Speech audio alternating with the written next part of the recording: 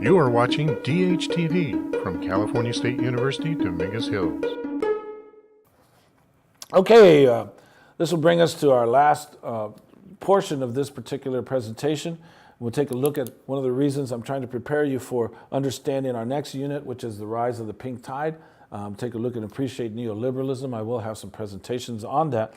But we can see that democracy in Latin America, as far as the 20th century is concerned, is not effective. The change has been erratic when we understand the difference between a revolution and reform, and somehow everything's just ended up in dictatorship. Change has been erratic. Progress in Latin America is not visible. There's too much undernourishment. There's too many slums. Illiteracy is rampant. Diseases are out of control. Unemployment is a tremendous problem. Land is still owned by the few. There's low annual per capita income for the majority of nations. And this was the problem coming into the 21st century. Yeah. Old institutions are still present from the 19th century. The land structure is still intact. Racism has not ended. The export economy is still the backbone of national development, especially with regards to the United States extracting resources from all of the nations that come under its purview. So a lack of development, there's economic reverses that are occurring all the time in Latin America.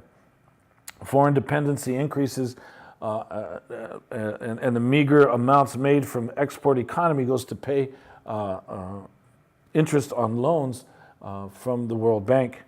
World trade determines nations' prosperity, and as it declines, unemployment rises. So the industrial and agricultural outputs of Latin American nations are unable to keep up with the population growth. Governments favor industrialization to the neglect of agriculture due to power of landowners to relinquish their holdings. The United States influences the decision-making process and economies of most Latin American nations. It supports dictatorships, it favors the status quo, it acts in alliance with the elites to prevent reform and put down revolutions. This is the problem of the 20th century and the late 20th century. After World War II, this is what the United States is going to be doing to Latin American countries. Foreign policy favors multinational corporations over Latin American development. So the attempts to change, either by reform or by revolution, have been partially successful. The middle class in Latin America has grown, but at the same time, the lower classes have expanded. The middle class is the major hope for growth, but the middle class is not the hope for development. The middle class is more committed to their economic well-being of the nation and their status. They can control politics, but they do it for their own benefit. When change threatens their benefits, they abandon it and they support authoritarian regimes. Middle class allies with the traditional elites, and they call in the military. So revolutions do reveal that people desire change, and this is important. So the appeal to socialism seems to be the key in the 20th century. All attempts to incorporate socialism have provided basic human needs for the masses.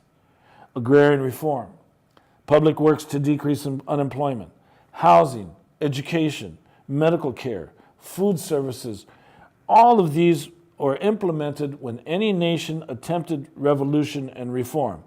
But somehow it gets subverted. But the people's will continues, and they will always struggle in whichever way to get their due. The people united will never be defeated. So we will attempt to appreciate this dimension in our next unit.